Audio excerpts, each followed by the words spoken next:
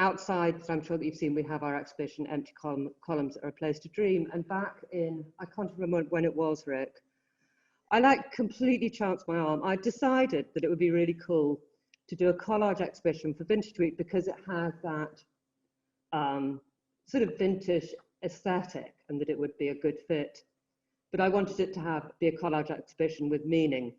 So I just started Googling people that are involved in collage. I came across Rick, who's like king of collage in New Orleans, that runs a magazine and has workshops and is at the moment doing you have to correct me if I get it wrong, curatorial fellowship with the Andy Warhol Foundation for the Arts. And I emailed Rick and said, we're this little town in the middle of Ireland, and I'd like to do a collage exhibition, and we have an empty pillar. And I think that in these times, it would be a really, really great subject to use. And Rick got back to me immediately and said, oh, hey, we have an empty pillar in New Orleans as well that used to have General Lee on it. In the United States, we have been wrestling with monuments pretty deeply for the last 10 years, because there have been so many that were erected after slavery, after the end of slavery, but ultimately as a message to people of color and to Black people in particular to remember their place. And, when I looked into the history of the Cumberland column and learned about the Duke of Cumberland and thought about why they might want to put the Duke of Cumberland in the middle of this town, it seemed to me that the British were sending a message to the Irish to remember their place. And I felt immediately a certain amount of solidarity with that. I also thought it was incredibly cheeky how the statue was removed, because the town removed it in 1915, and Brian, please correct me if I get a date wrong. For conservation reasons was the official reason. But you couldn't help but recognize that this was also a time in a period of the rise of republicanism and the rise of kind of Irish consciousness. And I imagined the town leaders of Birr using the excuse of conservation to remove something that ultimately should have never been there in the first place. And I found that it really tickled my funny bone a little bit. For much of much of history has been told through and about the eyes and voices and actions of great men, and the great man history leaves out a lot of us, and it leaves out a lot of us who aren't men, who aren't holding power, who aren't necessarily captains of industry and generals of war. And we're moving into a time where we understand history as about communities of people and how people live and how they relate to each other. And in doing that, we open history to understanding the experiences and lives of women, of children, of people who are marginalized, people who didn't get to sit on a throne or command a battlefield. And I think that is a more compelling history, because frankly, for me, that is a more compelling future. And I think we might hear from our artists that are zooming in with us. So I have Ines. Would you like to talk a little bit about your piece? And I'm going to try and center this a little bit better. Yeah, of course. My name is Ines El-Souki. I grew up in Kuwait, but I'm Palestinian and Romanian. And with that, the idea of a monument is very complicated. If you look at the communist side of Romania and the non-existing Palestine, the monument is a very important idea.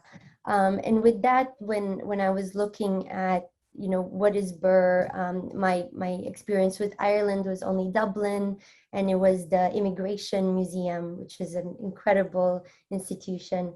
And I just started looking for a figure in Birr that I could focus on. So I picked Catherine Mahon, and she was part of the women's suffrage, kind of turn of the century.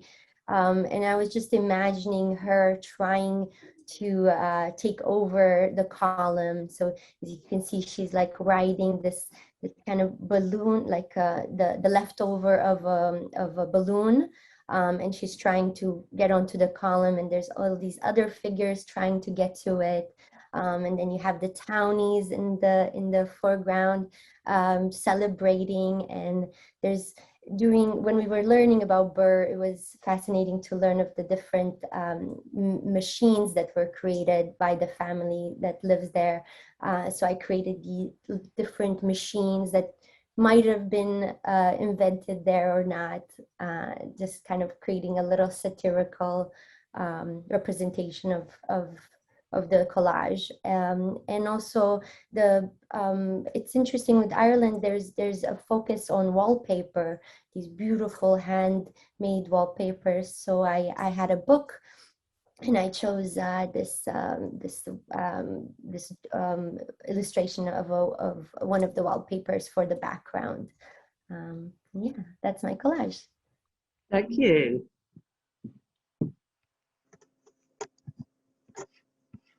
And we're going to go next to Danielle in Canada. Hi, thank you so much. You know, for me, first of all, thank you so much for including me, and I loved learning about your town and its history. And for me, I started by visualizing every statue I've ever seen, every public-facing statue, every older statue I've ever seen. And I reflected a great deal on the absences. There's a theory called symbolic annihilation, and this theory was coined in the 1970s, and it has to do with the rise of television and media. And symbolic annihilation is about the absence of representation. So it's the absence of diversity, it's the absence of women in leadership positions, it's the absence of minorities represented as a great or capable. And so I'm very interested in the absence. And so when I think about statues, if you're seeing women in statues, they are allegorical, or they're mythological, or they're saints. If they are real people, they're mothering or they're nurses. And so it's just not all that women can be. I really feel it's important when talking about gender equity and equal rights to have a sense of humor, because we actually all want equality. No one doesn't want equality in our hearts, I think. And so I wanted this to be joyous. And so I put all these women leaping off the column. And, you know, we exist in a moment of time, and they're leaping into the future, a future that has greater equity for female identified people. It's a little hard to see. I think it scoots down on the slide, but I snuck in a little, what are they called in video games? Easter egg. I snuck in my mother-in-law, and I put her with she is from Dublin. She's twice immigrated, and she ended up in Canada. And when she was 5 or 6, it was raining, torrentially raining outside, and she snuck a lamb into her house. They lived on a rural property, and they caught her like pushing this lamb into the house so it wouldn't get wet. But also I know that Ireland is a very Christian space, and I wanted to put the lamb in to celebrate that as well, but also that she bears witness to all of the great changes that are already happening all the time for equality for all people. Thank you so much. I apologize. I put this presentation together really quickly this morning, so there are not. Is Eliana here? Yes, I am. Great.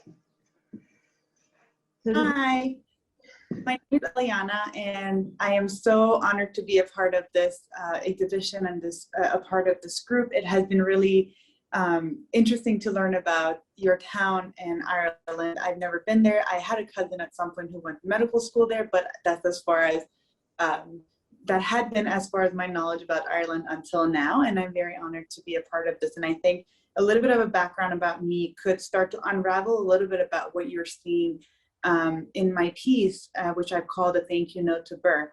I'm from Iran. I grew up half of my life in Iran. I'm currently based back here again, and half of my life in America. And I'm also professionally trained as a landscape architect, which a lot of that goes into what Rick has talked about in terms of monuments and what they have meant in America, especially as an immigrant woman having lived in different political climates of America, there was a lot that I personally experienced. And one of the things that we always talked about in landscape architecture is can you collectively help reshape memory in terms of public spaces? And so when I learned that we could actually work with the empty column that was very central to the town of Birr, that was fascinating to me, because it was a lot of what I had struggled with in terms of professional work, and how do you do that and how do you explain that? And more importantly, growing up in Iran, I have grown up in an activist home. My mother has always been a women's rights activist professionally, and so I've traveled with her all over Iran, kind of helping women understand their own rights. And in the really great verbal history that we heard from Brian in one of our sessions, I learned one of the most fascinating things to me, which was the Cain Adaminin that came out from the town of Birr, which then became kind of the basis for the Declaration of Human Rights. And it essentially meant that during war, women and children were going to be safe from everybody else who was actually at war. And in light of everything that I had gone through in terms of women's rights in Iran at that time, and also in light of what's going on in Afghanistan currently, I think that that's such a significant part of the global identity that we can all have as human rights. And the fact that it started from the town of Birr, it was such a full circle moment for me personally. And so in here, you basically see two things, I think. And those are what I am super appreciative for the town of Birr for. And number one is what I just explained. And for women's rights, which, you know, now we can kind of see all the movements that are happening, and we're all very grateful for the fact that this conversation actually started in your town. So thank you for that. And also the fact that I think the world of astrology has a lot to thank the town of Birr for, especially because you had the largest telescope for a very long time. So this is a thank you note to Birr. Thank you for all of your contribution to the global humanism and just helping us become better as citizens of the world. Thanks, Eliana. Absolutely, thank you. Thank you for having me. You're welcome. And we're going to go to Ashley in in Ohio. Great. Well, I hope you all are having a terrific vintage week. It's now on the top of my, what do they call it, bucket list to come see Birr. And I just want to echo what people have said, is how much I've enjoyed the process of learning about Birr and its heritage, and also how much I've enjoyed this process. So Carolyn, Brian, of course, Rick, thank you so much for allowing me to join the group, and also to fellow artists. I was really so inspired by our initial conversation, and I'm enjoying so much this presentation and seeing what people have come up with. So I am a philosopher by training, and I suppose by disposition, as well as a collage artist. And so really my approach was thinking about the challenge and meaning of filling in an empty column. And so the challenge, is the way that it was framed, reminded me a bit of Hegelian and Lacanian philosophy. And I will make this as simple as I can. The premise is basically that human subjects, we are projections, sort of from the Latin, the jacare, which is like a projection out. And we do this in an attempt to give a kind of stability to our experience and to make meaning. We must do this because, according to this, both I think Hegel and Lacan, the subject, or the reality itself, perhaps is meaningless, but we don't have access to know. It is unrepresentable to us. And why I mentioned Hegel here too is that we are driven by desire.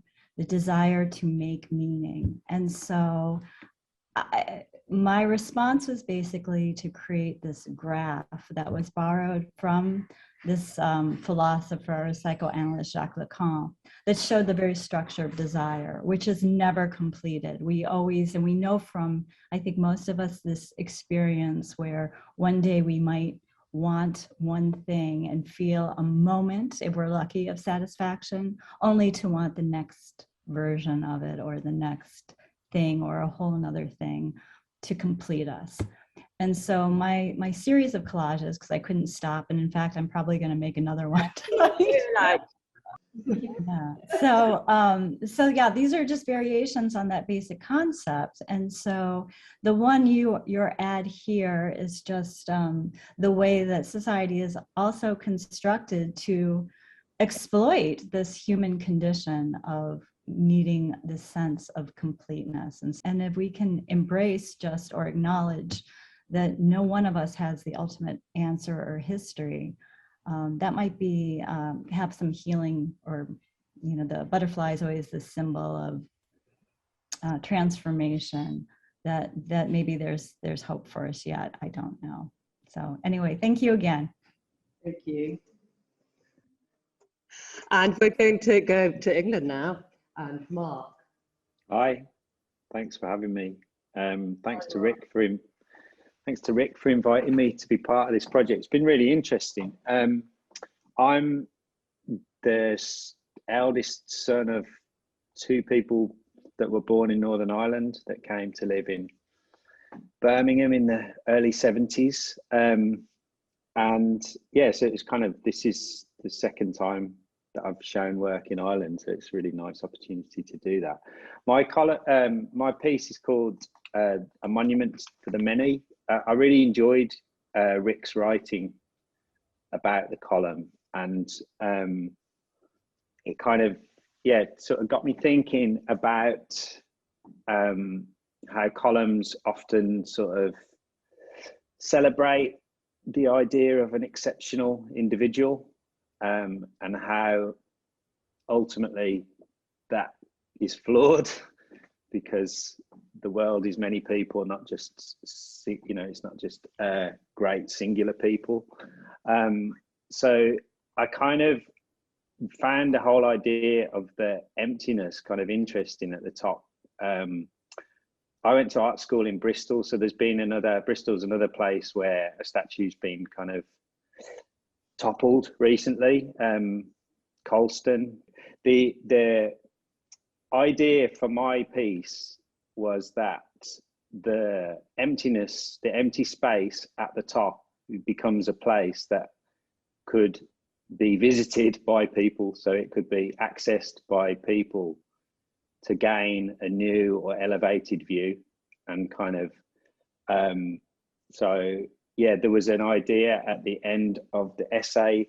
One of the things that Brian told us about was the McGreagle Gospel, which is from Birr, and it's this really, like, when I started to research that, I was kind of blown away, because at the time when I began to make collage again, say 10 years or so ago, I also tried to teach myself calligraphy, so I was actually blown away by the beauty of those McGreagle Gospels. So the obscured figure in my text, I'd said the obscured figure at work could suggest the young architect Samuel Chiernley, or even the gifted abbot whose magnificent illuminated McGreagle Gospel, created almost 1,000 years earlier, is also associated with Birr. The collage section suggests an ascent to the tip of the column, and the emptiness is a space of contemplation. How do we learn from the mistakes of the past and move into the future together, navigating the many challenges we face collectively with compassion and dignity? Thank you. I mean, I just think it's amazing that we have had, like, all these artists around the world are just looking at Birr and learning about, like, this tiny town in the middle of Ireland. It is, of course, very special. But you've got all these people looking in and learning about it and responding to it. We had Marta did a really fabulous collage workshop this afternoon. And it was, like, we did have local people, but we also had another lovely group of collage artists from other parts of Ireland who have come down, gone out for a meal, are staying the night, are looking at our town again. And yes, we had like, Marta's workshop was really fantastic this afternoon, and we had some more reinterpretations of the column. Yeah. It was interesting as well. I think Yvonne had noticed that the date on the bottom of the photograph was the same as was it the Battle of Trafalgar? Yeah. So there was a really interesting piece including Lord Nelson, who actually had a column also in Dublin, which was famously blown up. So yeah, it was interesting to see these links being made as well in history. That came about during the workshop too. There's some good pieces there. I heard a rumour, and I don't know if this is true or not, Brian, whether you can. I heard that the only reason that it was the Duke of Cumberland was because he was cheap. They said that the statues were mass produced, but as far as we can reckon, he was commissioned. Yeah, it seems weird that you'd make a pile of Duke of Cumberlands. You could look at the bottom and see if it's made in China or something. So where's his foot? Part of it's on the monument, isn't it? So, yeah. Oh, is it? His foot's still up there. It sticks out. So that's still on the monument. You know, I think I suggested at the workshop today that maybe we dig a little pit and put these people at a slightly lower position to the rest of the general public. You know. So here, for this exhibition, we have 3 of our artists.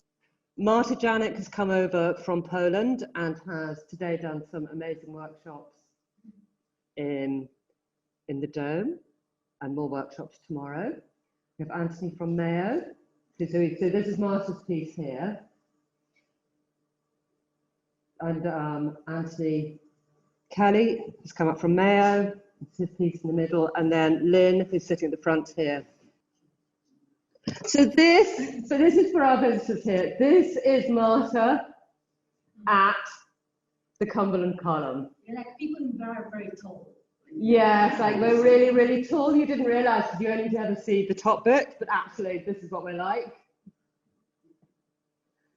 So this is like, so this festival, like Birr Vintage Week, this 53-year-old festival, and normally on Vintage Sunday there'd be a parade. We couldn't do that because of COVID.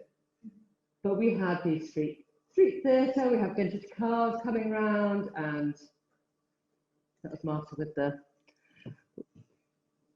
with the street theatre guys. All right, so I thought it was like Rick sent out an email yesterday saying, this is our Zoom, and just like, this is all these people are like at different times in the world, just showing this, like we're all here, but they're all at a completely different time. The whole exhibition outside that I hope you've all seen. And for our visitors, this is where we are. Our theatre is absolutely beautiful. So this is outside. This is our opening. We're all dressed up.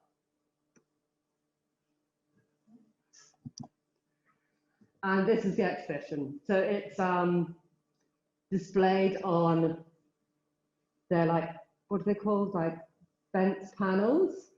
And the quality of the print is actually really beautiful. Like, I'm amazed at how well they printed. And it's printed on a sort of plasticated thing so that it's completely waterproof. The day we were putting it up, it was really, really windy. I was really worried that it was all going to like fly off and that we'd come back the next day and it would just be like collages all over the place. But it's been fine, it's staying up. And that's like people looking at it. And then, I mean, it is lovely to have something on the street because different people that might not come into the exhibition are coming by and seeing it. So I wondered, like, I was going to ask each of our visiting artists here to talk a little bit about their piece, but I wondered before we did that, if I might just ask Amanda and Brian to talk very briefly, otherwise I'll tell you to stop, about, your views on the exhibition. You don't have to talk about art, you can talk about heritage.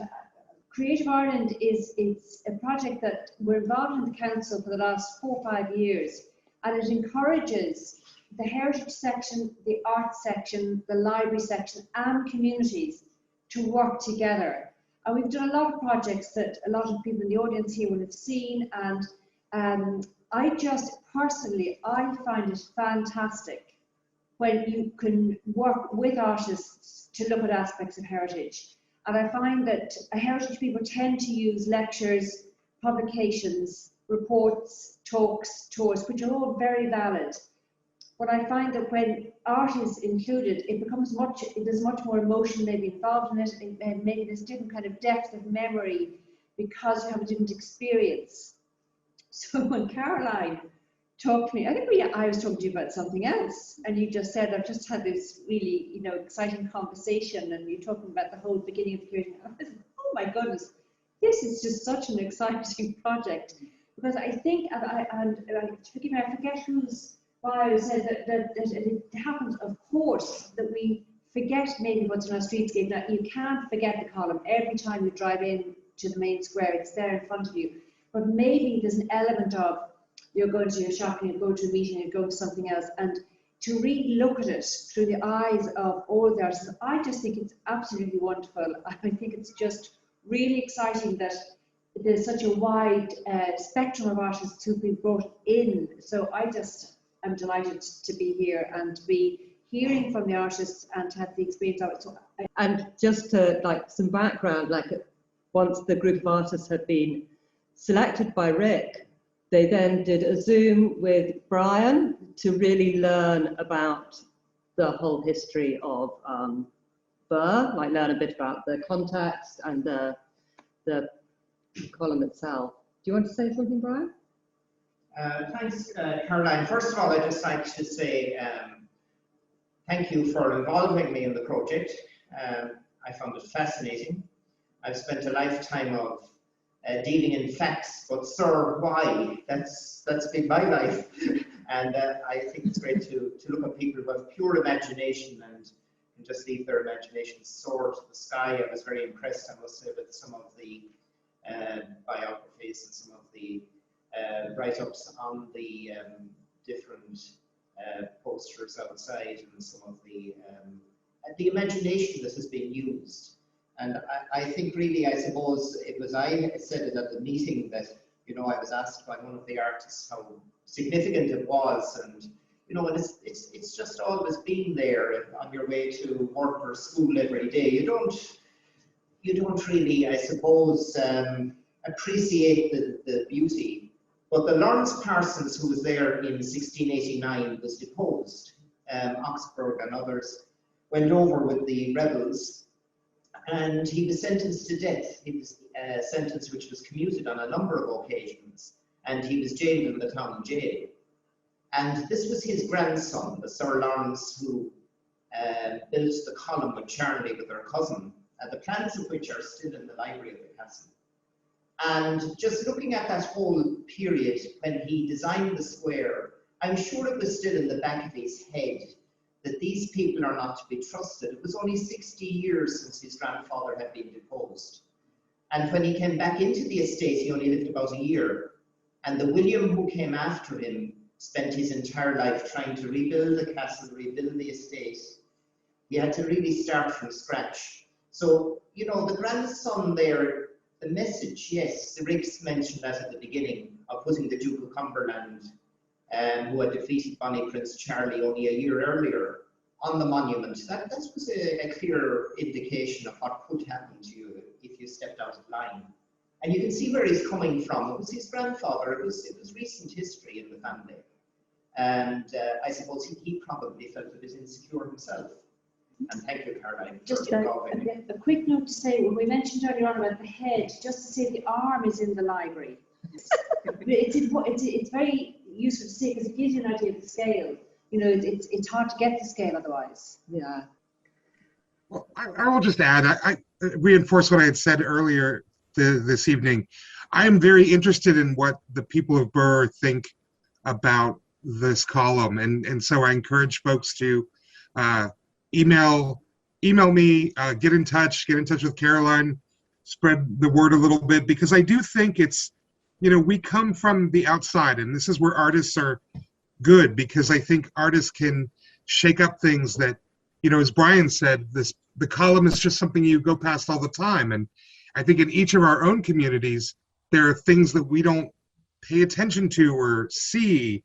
And then, you know, you have a house guest come to town for the weekend, and all of a sudden they're paying attention to things that imagine on the top of that column, and recognizing that it doesn't have to be a 500-pound lead statue. It can be an idea, you know, and that might change from day to day.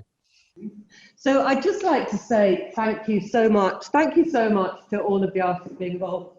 Thank you so much to Rick, who made this all possible and assembled this amazing group, and to Brian for introducing them all to the history and giving this context around it. And it's been just an amazing journey. I've really, really enjoyed it. It's been a bit tiring. And thank you too. Yeah, Caroline.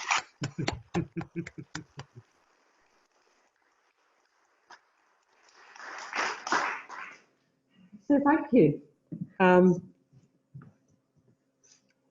And thank you. And I don't know, is it good night, good morning, good afternoon to everybody? Good afternoon. Thank you. So bye-bye. Thank you so